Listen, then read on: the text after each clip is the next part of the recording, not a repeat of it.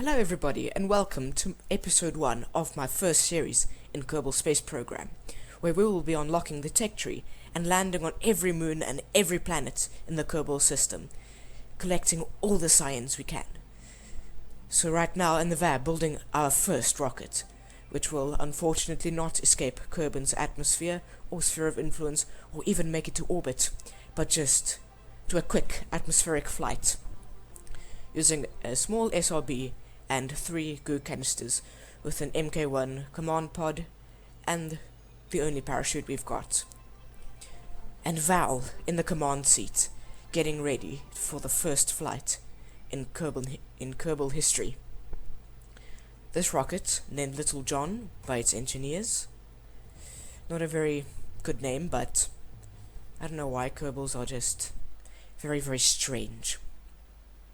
So now, at the launch pad, getting ready to launch our very first rocket. Getting all ready for the flight, doing all pre-flight preparations, doing science at the launch pad. Val just going for a quick EVA, inspecting it and doing an EVA report, and blast off of our first rocket. Going just past the sound barrier. And now, parachute deployed, well, armed, not yet deployed. And now, Val looking around anxiously in the command pod. And those reaction wheels fighting the wind. So we are slowing down now. Time warping, physics warping, but to get down. And there goes the parachute. And Val now safely descending back down to Kerbin's surface. And touchdown. It's a nice little pan about of our small rocket. And now doing science at the spot where we've landed. This biome is the grasslands, very common on Kerbin and around the Kerbal Space Center. Val going EVA, stretching her legs, doing EVA reports and surface samples, and now getting ready to plant the flag, which is very important for any mission. Oh dear, she got a bit dirt on her spacesuit. She doesn't like that.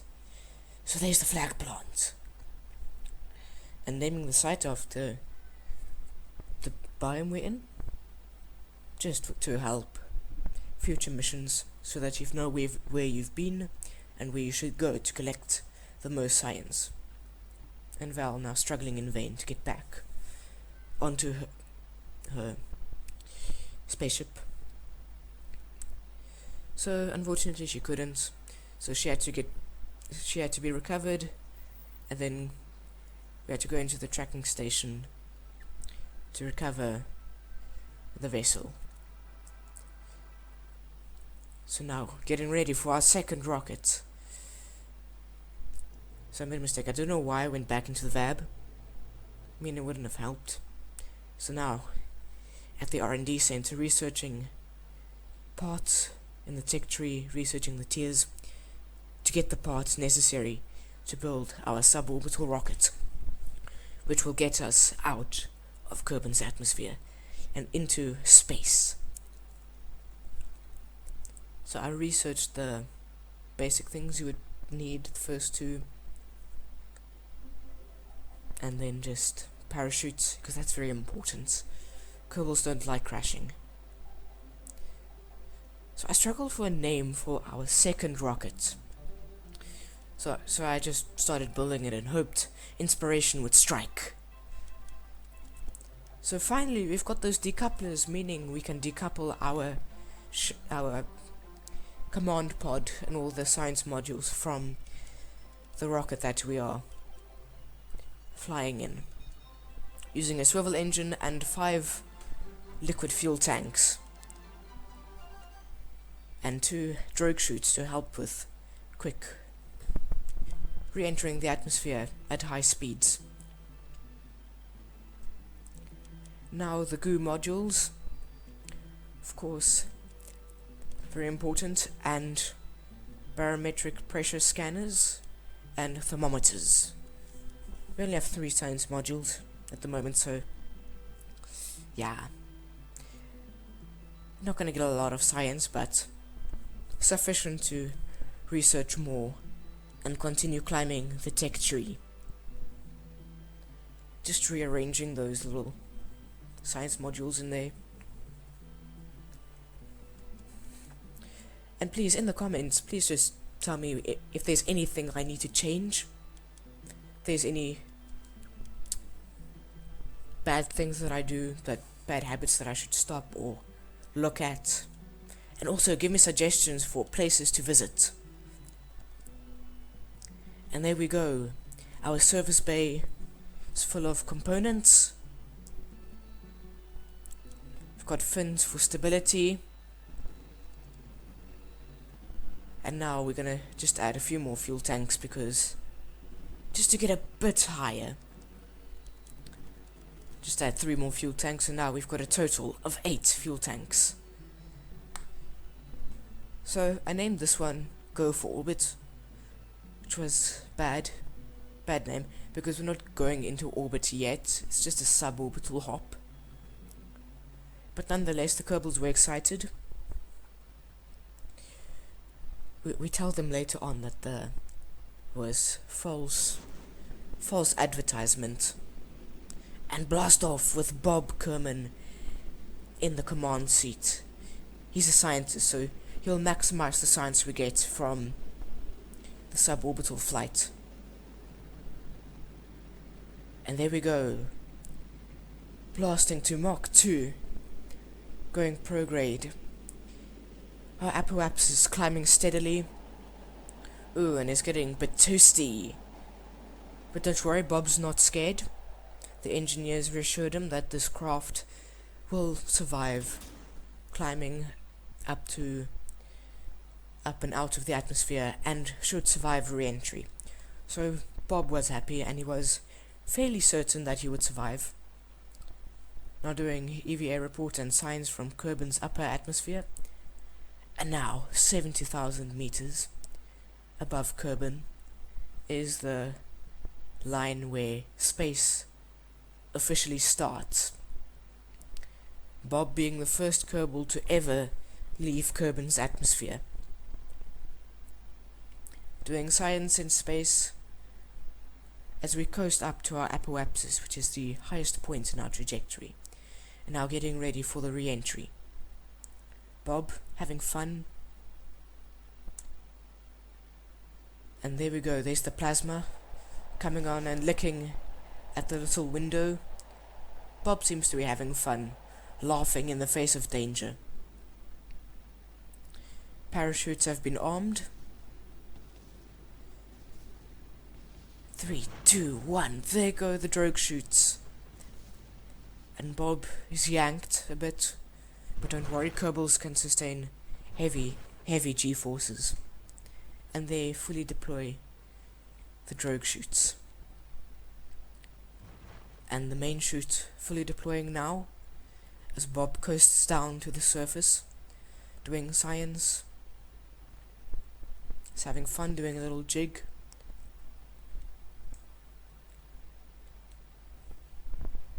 I wanted to make him go EVA, but yeah, there we go, he's going EVA, but got all the science there. Oh dear. And those glue canisters exploded, giving Bob a little shock. It was a shock to everybody that something exploded.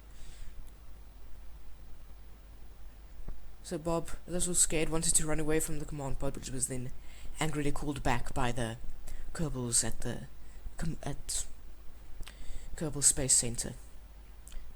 So doing all the science, the spot where he's landed, and fun, and then he realized, oh dear, all those barometric pressure thingies were used. So he just took data from one of them and redid it. And now back, the command seat waiting to be recovered.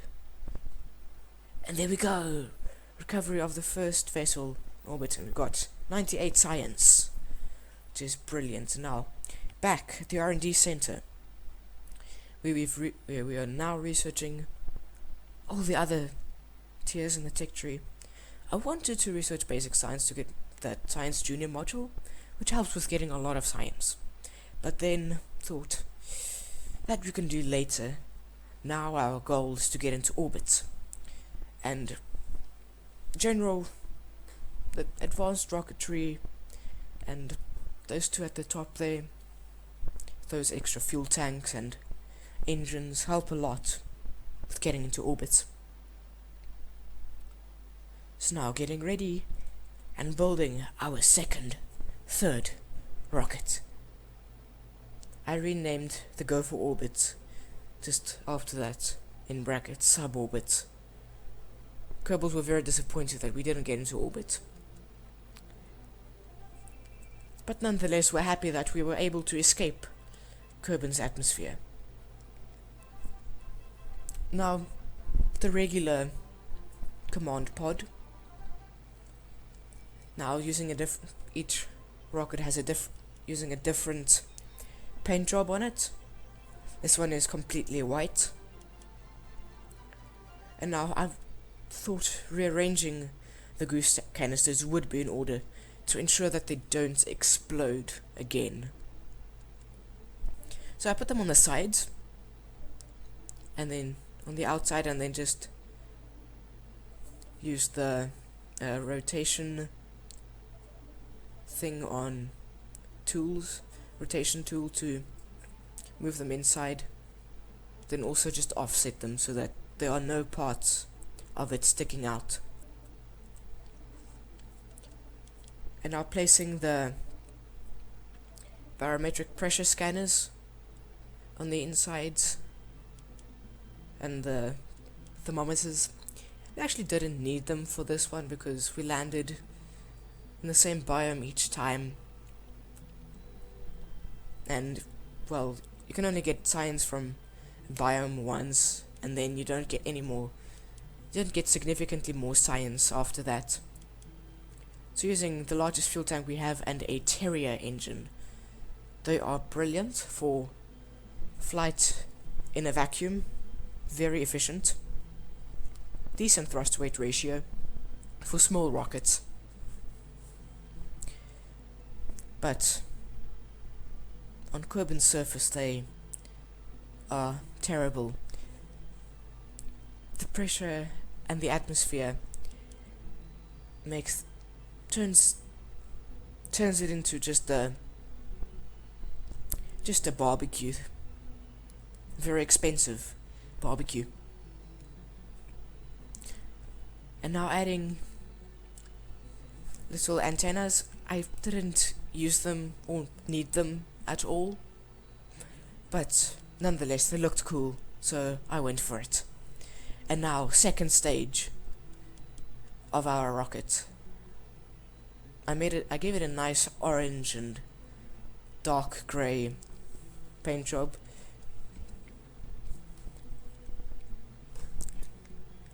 Which looked pretty decent in my opinion, and then a little swivel engine over there for the second stage.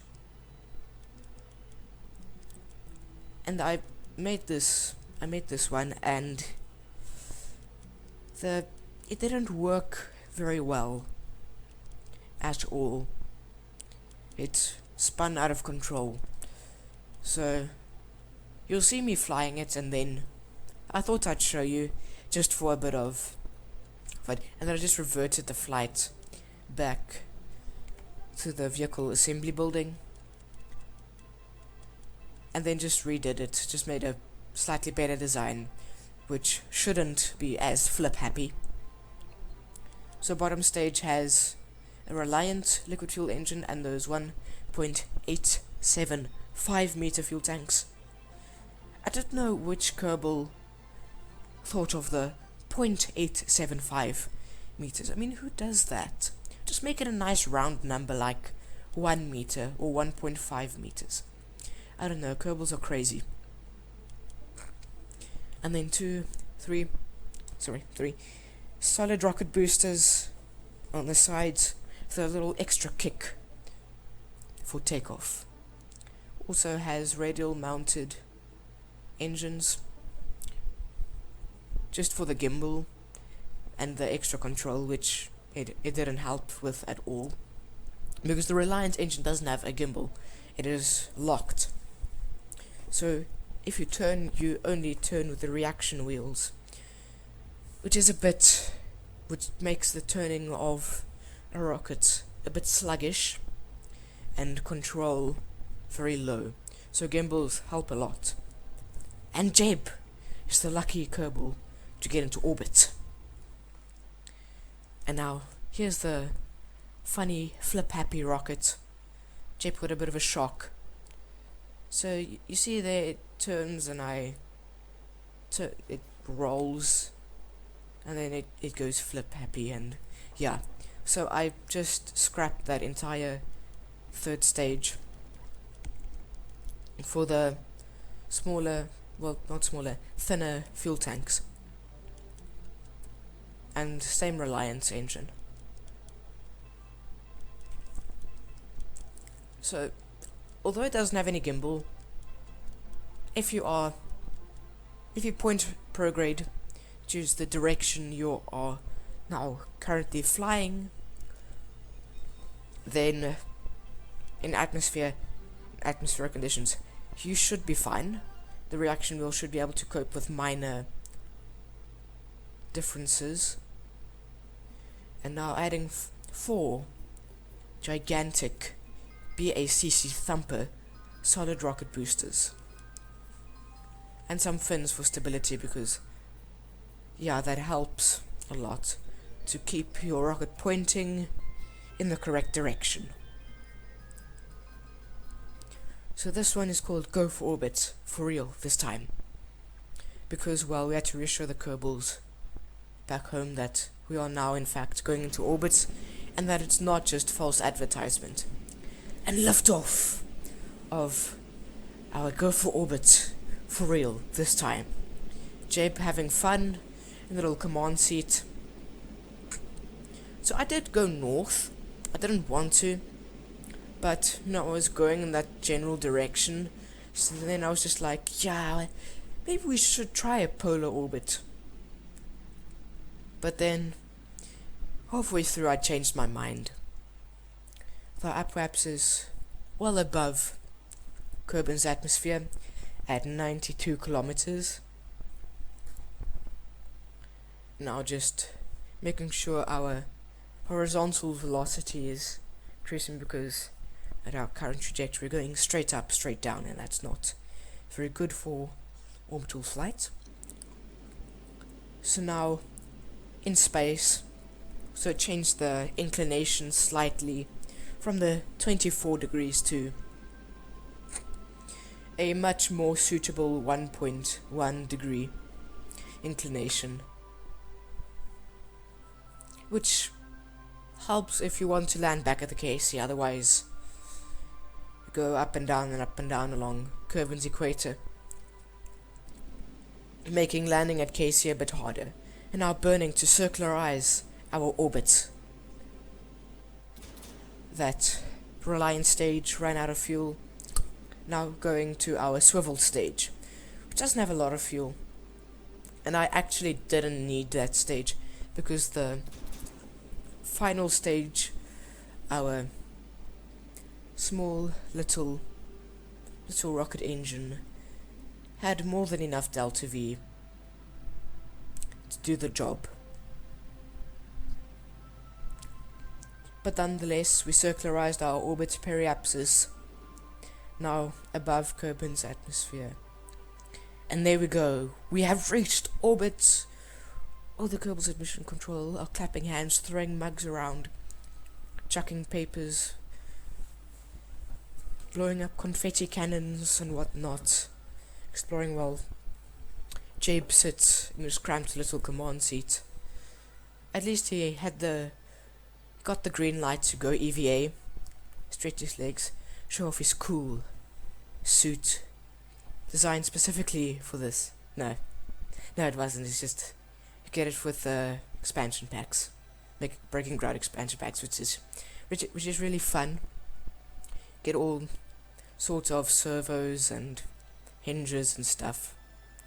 Now back his command seat, and doing science, opening that service bay. Or did we already do science? I don't know. Anyways, now warping to the point where we will burn retrograde to re-enter Kerbin's atmosphere, and otherwise Jeb is doomed to orbit Kerbin forever. So makes Kerbins really heroes to orbit Kerbin, but not really that great to stay in orbit forever. So now making sure our trajectory goes just past the Kerbal Space Center, because of course the atmosphere of Kerbin will slow us down, slow us down as well. Parachute arming, and then I remembered those little antennas that didn't do much other than make our small rocket look like a bug. I know, it's weird. But now doing science from Kerbin's upper atmosphere. And then unfortunately the aero forces broke our antenna. Some temperature gauges showed up, but not much, and Jeb was able to safely re-enter. The drogue chute deploying and fully opening, and the main chute fully deploying right now, and Jeb is coasting down. Now Jeb is getting bored, so thought, let's just, he does all sorts of shenanigans stuff. He's the naughty Kerbal. So it wasn't the best idea to go EVA and try to his parachute, because Kerbals told him it was only for emergencies, but Jeb was like, who cares about emergencies, I'm just gonna use it for fun.